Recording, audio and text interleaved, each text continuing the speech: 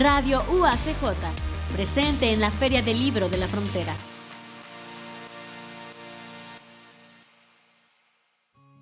Amigos, ¿cómo están? Pues continuamos desde la Feria del Libro de la Frontera y bueno, continuamos con el tema del fenómeno migratorio y bueno, pues un referente importante en los últimos tiempos donde hemos hecho análisis sobre este fenómeno tan importante y bueno, y cómo se aborda desde diferentes aristas. Pues ha estado con nosotros la doctora María Inés Barrio. Y bueno, pues ya le doy la bienvenida porque hace mucho que no nos veíamos. ¿Cómo estás, Inés? Hola, Armando, muy bien, muchas gracias y pues un gusto de coincidir nuevamente. No, claro que sí, sobre todo porque en esta ocasión en la feria, bueno, pues se han estado presentando textos, ha habido conversatorios con la temática y es importante, ¿no? Que no haya quedado fuera de este esquema porque como frontera necesitamos seguir conociendo más, aprendiendo, sensibilizarnos. Sí, exacto. Y como mencionas, o sea, haciendo la feria en el contexto de la frontera, pues para entender la frontera claro, es fundamental el fenómeno migratorio, ¿no? No, pues muy importante. Nada más así, muy rápido les comparto que la doctora María Inés Barrios maneja algunas líneas de investigación como desplazamiento forzado, integración de personas migrantes y actualmente pues pertenece al Colegio de Chihuahua y también es docente en la Universidad Autónoma de Ciudad Juárez. Y bueno, pues me gustaría que comenzáramos un poco sobre qué compartes en este conversatorio, porque tuvieron este espacio denominado El papel de las mujeres en la investigación e intervención con personas migrantes.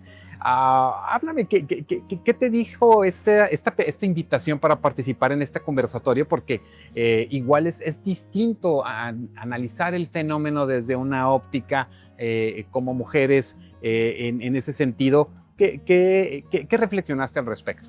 Sí, mira, este conversatorio fue muy interesante porque participaron varias investigadoras que además de estar en la academia, pues estamos en los procesos de intervención y atención a personas migrantes. Entonces, en ese sentido, la idea era o fue rescatar estas experiencias que tenemos como mujeres en el desarrollo de investigaciones sobre el fenómeno migratorio y en el rol de la atención. Sobre todo porque las migraciones, si bien es un campo de estudio que ya tiene bastantes décadas, pues había sido dominado prácticamente por los hombres. Quienes escribían respecto al tema migratorio particularmente eran hombres. Cuando se hablaba incluso de la migración, desde los 1800 todavía hasta principios de los 90, pues se hacía mucho mención a la migración masculina, ¿no? Quedaba incluso invisibilizado el rol de las mujeres. Entonces, creo que es importante cómo las mujeres empezamos a tocar y abordar estos temas, y no solamente es el reto de cómo mujeres nos posicionamos en la academia, sino abordar temas que en algún momento pues eran dominados prácticamente, o eran no dominados, sino abordados particularmente por hombres. ¿Qué identificaste? ¿Qué elementos, qué temáticas, qué miradas no se observaban anteriormente que con la incursión de mujeres investigadoras que les llama la atención el fenómeno comenzaron a colocar dentro de los temas de investigación, dentro de los espacios donde se reflexiona sobre el fenómeno? Pues mira, yo creo que el principal justo es la feminización de la migración. Hasta principios de los 90s se hablaba de la migración masculina, la migración de hombres a Estados Unidos, la mano de obra, pero poco se abordaba del rol de las mujeres, ¿no? Y cuando se abordaba el papel de las mujeres en la migración, siempre se hacía énfasis como a las mujeres acompañantes del migrante, como si ellas no tuvieran un proyecto migratorio propio, ¿no? Sino que se adherían al proyecto migratorio de los varones. Sin embargo, en los 90s, cuando se empieza a visibilizar, pues ya no se empieza a visibilizar a la mujer incluso como un rol o teniendo un papel inactivo, sino siendo protagonistas de los procesos migratorios, y es cuando incluso se comienza a hablar de la feminización de la migración, ¿no? Otro elemento también que se ha destacado es el tema de los cuidados en la movilidad, ¿no? Las mujeres socialmente pues tenemos conferidos algunos roles dependiendo las sociedades en donde nos encontremos, pero dentro del proceso de movilidad pues estos roles de cierta manera siguen adheridos, ¿no? Y entonces un tema que también surge, sobre todo en las últimas 2 décadas, es el enfoque de cuidados en la movilidad, ¿no? Que siguen siendo las mujeres quienes están al frente de estos roles, al frente de la crianza, incluso dentro del tránsito migratorio. Uno pensaría cuando hablamos del tránsito, pues es este espacio por el cual pasan las personas migrantes, y sobre todo en los últimos años que hemos visto que la movilidad es de núcleos familiares, aunque los núcleos familiares son los que se desplazan o los que transitan. Durante este tránsito, y digo durante este tránsito, en albergues, en campamentos, las mujeres siguen teniendo este rol de la crianza, del cuidado, y entonces eso es muy interesante. Y lo otro es que prácticamente el 100% de estas investigaciones pues son desarrolladas por mujeres, ¿no? Entonces también creo que eso es muy interesante. Y más allá de la academia, también está la parte de los procesos de atención e intervención con personas migrantes, desde organizaciones de la sociedad civil, desde organismos internacionales, y entonces también pues se da no solamente estos desafíos en los procesos de atención, sino pues también se identifican estos retos y estos obstáculos que tenemos como mujeres a estar realizando acciones que tienen que ver con la atención, con la intervención en diferentes ámbitos, ¿no? Tanto en el ámbito legal, en el ámbito psicosocial, en el ámbito de la salud. Entonces también eso implica un reto, ¿no? Claro, sí, porque quizás solamente se veía la migración masculinizada y ahora, bueno, pues se observan todos estos retos de atención a flujos, inclusive a veces caravanas con mayorías de mujeres en vez de hombres, ¿no? Que se hizo como esa situación que se invirtió en algunos momentos. Exacto. Sí, y justo te digo, esta parte de visibilizar la migración femenina creo que es muy relevante, porque te digo, incluso cuando se hablaba del tránsito, siempre se hablaba del tránsito, por ejemplo, de personas hombres centroamericanos que transitaban por México previo a las caravanas, ¿no? Okay. Pero cuando ya se hablaba de los migrantes en Estados Unidos, te dabas cuenta que prácticamente la mitad eran mujeres. Y entonces decían, ¿y por qué cuando se habla del tránsito no se aborda el tema de las mujeres o no se aborda las experiencias de las mujeres? ¿En qué repercute que no se hayan visibilizado precisamente las mujeres en todos esos tiempos, décadas? ¿En cómo las colocó? ¿En qué planteamiento de vulnerabilidad las dejaba en relación? Y no que hoy no lo estén también, pero ¿qué observas en ese análisis? Pues justo lo que tú mencionas, hay una situación. A ver, las personas en movilidad ya están en una condición de vulnerabilidad, ¿no? Pero esta vulnerabilidad muchas veces se acentúa justo a partir de estas características inherentes, como puede ser el género, el sexo, la edad, y entonces no reconocer o no visibilizar las experiencias de las mujeres, pues las coloca de cierta manera en una mayor desventaja, ¿no? Y otro elemento que es importante y que justo se vincula con los procesos de atención es que no tomar en cuenta esas diferencias pues invisibiliza las necesidades que tienen las personas en movilidad. Tú ahorita lo decías, con las caravanas vimos una presencia significativa de mujeres, niñas, niños, adolescentes, y esto no solamente significa que hay una composición distinta en el perfil de las personas en movilidad, sino que también implica necesidades de atención diferenciada, ¿no? Hablemos de la salud sexual y reproductiva, ¿no? O en el tema de salud mental. Entonces, claro, esos elementos son importantes. Te digo, visibilizarlos lleva a reconocer también las necesidades de atención, claro, o de intervención que tenemos. Inclusive como en algunos espacios, por ejemplo, del cine, ¿no? Se colocan algunos guiños o algunas propuestas que visibilizan esta parte del fenómeno de la migración femenina, ¿no? A veces la mujer tiene que masculinizarse en el transcurso, ¿no? Para ser menos violentada, ser menos atacada, ser en muchos sentidos cuidar su integridad. Sí, definitivamente. Mira, recientemente hicimos una investigación sobre el tema de salud menstrual de mujeres en tránsito y en contexto de albergues, ¿no? Y entonces justo, ese es un elemento creo que fundamental, el hecho de no tener acceso a agua potable, de no tener acceso a productos de higiene menstrual, pues dificulta aún más el tránsito. Hablábamos, por ejemplo, el tránsito, los medios de transporte, la bestia. imagínate una persona que viene o que tiene su periodo menstrual y está viajando en el tren, donde no tiene acceso a estos productos, o incluso muchas veces pues el tránsito implica un riesgo, ¿no?, para las personas, y el hecho, hemos recuperado muchas experiencias de mujeres migrantes que nos dicen, antes de salir de nuestro país, tomamos anticonceptivos, ¿no?, o nos ponemos un implante. ¿Para qué? Para, uno, prevenir principalmente un embarazo. ¿Por qué? Porque saben que ya el hecho de ser mujeres y de transitar, ya hay una condición de vulnerabilidad y de riesgo mayor, por ejemplo, que los varones. Claro, y seguro todas esas historias serán contadas e investigadas pues por investigadores e investigadoras que siguen analizando diferentes aristas que van surgiendo en el fenómeno migratorio. Y entiendo que también participaste en la presentación del texto Entre la espera y el asentamiento, migración y desplazamiento en la frontera México-Estados Unidos.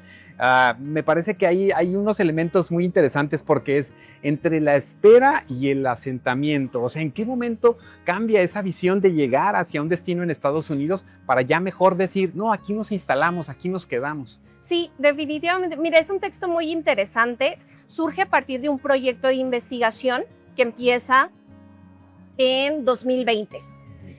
El proyecto de investigación surge en 2020. Inicialmente se empieza esta investigación en Tijuana y en Ciudad Juárez.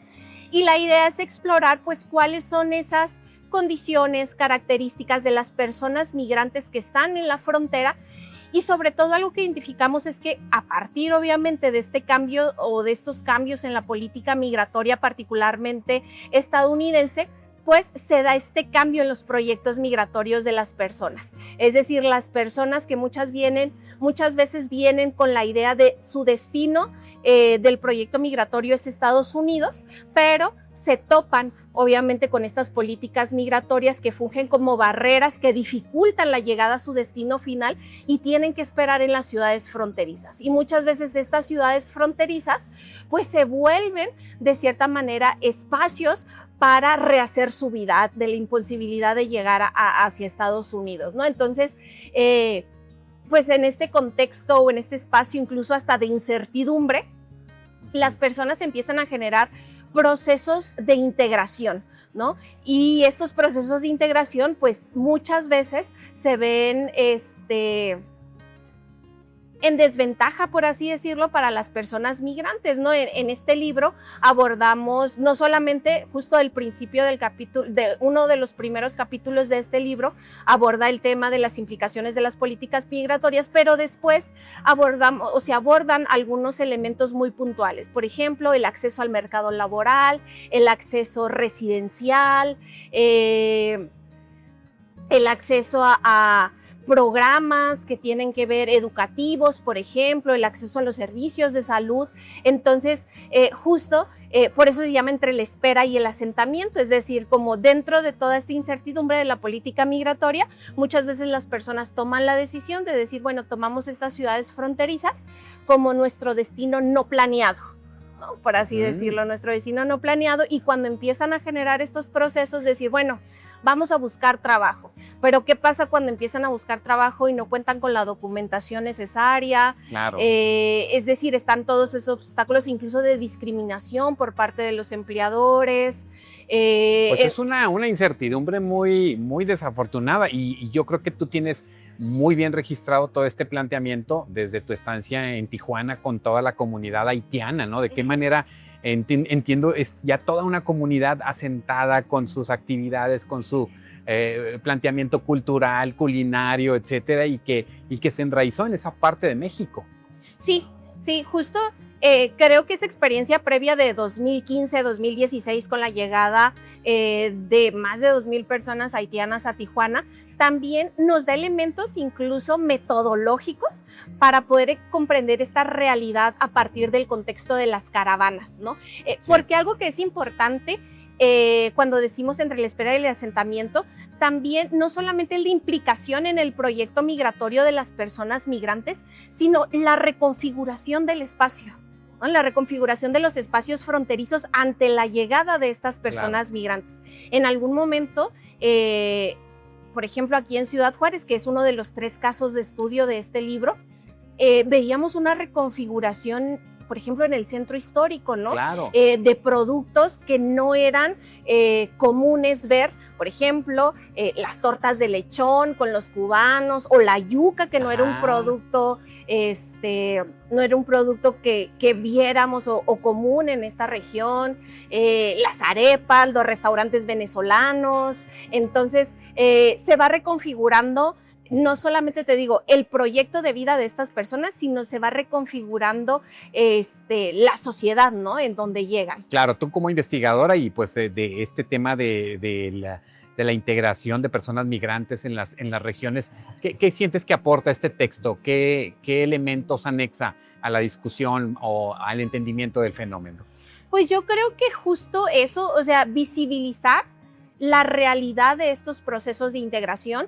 Muchas veces cuando hablamos, incluso desde las ciencias sociales en general, no solamente pensando en las personas en movilidad, de los procesos de incorporación o de inserción laboral, pues pensamos que a lo mejor es un proceso lineal, un proceso que se va dotando, que a partir de los recursos pues va generando una mejor inserción, ¿no? O favorece la inserción de las personas. Sin embargo, las personas en movilidad, pues al, por ejemplo, no contar con los documentos necesarios para residir de manera regular en México, pues van siendo como elementos que se van amalgamando y que derivan en que los procesos de integración sean distintos, ¿no? Incluso no solamente el contexto abona a esos procesos de integración difíciles, sino incluso, ¿sabes?, las mismas personas migrantes. ¿Por qué? Porque las personas migrantes salen muchas veces con un proyecto migratorio y con una idea de decir, mi destino final es Estados Unidos. Claro. Y llegan a ciudades como Juárez, Tijuana, Matamoros, en donde incluso pueden estar por años y ya pueden tener una dinámica social establecida, pero siguen pensando que están en tránsito, ¿no? Pueden ser 2 años, 3 años, 4 años, y su idea sigue estando en Estados Unidos, ¿no? Y justo este tránsito lleva a algo que se ha denominado justo en este libro integración transitoria. Es decir, vamos a generar estos procesos, sí buscamos un trabajo, sí buscamos una casa, sí incorporamos a nuestros hijos en la escuela, pero de manera momentánea en lo que llegamos a nuestro destino final, ¿no? Y el hecho de pensar en esta transitoriedad, por así decirlo, muchas veces hace que las personas acepten trabajos más precarios, trabajos en donde no tengan a lo mejor las prestaciones que marca la ley, porque dicen, bueno, esto es por el momento, mientras, ¿no? Pero ese mientras se puede convertir en años, ¿no? Entonces, por eso se ha llamado como esta integración transitoria. Bueno, y lo que sucede, por ejemplo, con los menores, ¿no? Que se integran a las escuelas y que después tienen que dejarlas para ir a otra realidad completamente distinta, y observamos también otro tipo de fenómenos que también se estudian en ese sentido. Sí, sin duda creo que el tema de educativo también es un elemento importante, sobre todo considerando que gran parte de la población que se quedó en los contextos fronterizos pues son menores, ¿no? En el caso de Ciudad Juárez, y en algún momento dentro de los programas o de tus programas justo dialogábamos de estudios que hacíamos y decíamos, pues lo que identificamos es que cerca del 30-40% son niñas, niños y adolescentes, ¿no? Y eso implica lo que decíamos ahorita, no solamente se trata de personas en un grupo etario distinto, sino implica necesidades de atención diferenciadas, ¿no? Y en el tema educativo, ese es un reto. ¿Por qué? Porque vienen de sistemas educativos, de procesos de aprendizaje distintos, y cuando llegan a estas sociedades fronterizas, pues se enfrentan a una dinámica y a una cultura y a unas formas de aprender distintas, ¿no? Y que es un reto y es un proceso. Justo la integración es un proceso, la integración no es una acción única, sino es un proceso que se va construyendo. Y entonces el tema educativo también es así, es algo que se va aprendiendo, pero como tú dices, desafortunadamente pues son niñas, niños que deben de tener esta versatilidad de adaptarse a esos distintos enfoques educativos, ¿no? Bueno, y ese choque cultural, ¿verdad? Fíjate, yo recuerdo, ahorita me hiciste recordar un poquito cuando a mí me tocó venir del centro de la ciudad, del centro de México a Ciudad Juárez. El choque cultural, yo ya iba en tercero, en cuarto de primaria, y para mí fue muy complejo llegar a la frontera y poder asirme al espacio educativo y a entender las formas. Y yo decía, bueno, si alguien de aquí, ¿no? De México, con ese proceso, con ese cambio, imagino yo una persona que viene de otro país, que viene de otros lugares muy distintos, y bueno, pues ha de ser verdaderamente pues un reto muy difícil. Y bueno, pues sí está el tema de la adaptabilidad de los menores, pero al final de cuentas pues también es complejo. Sí, y aparte porque tú, por ejemplo, ahorita el ejemplo que pusiste es difícil, pero ve añadiéndole más elementos. Por ejemplo, hay niños que se incorporan al sistema educativo pero viven en un albergue, ¿no? Entonces...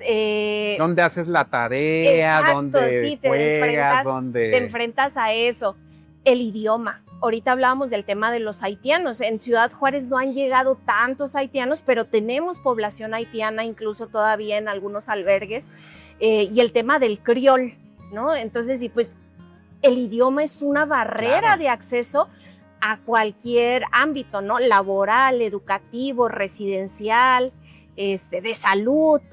No, pues es bien interesante todo lo que nos has estado compartiendo, doctora Inés Barrios. Nosotros agradecemos mucho este tiempo, este espacio. Por último, nada más compártenos un poquito en qué estás centrando ahora tus investigaciones, o tienes algo pendiente, algún resultado de investigación, algún texto o algo que tengas en mente próximamente compartir. Pues mira, justo ahorita, bueno, no ahorita, desde noviembre, empecé con una investigación sobre desplazamiento forzado interno, que es una de mis líneas desde hace más de 12 años, pero ahorita estamos trabajando el desplazamiento forzado interno de personas rarámuris y odamis del sur del estado, particularmente personas que están siendo desplazadas de la Sierra Tarahumara hacia Chihuahua, Parral, Jiménez. Entonces estamos abordando otra perspectiva del desplazamiento forzado interno.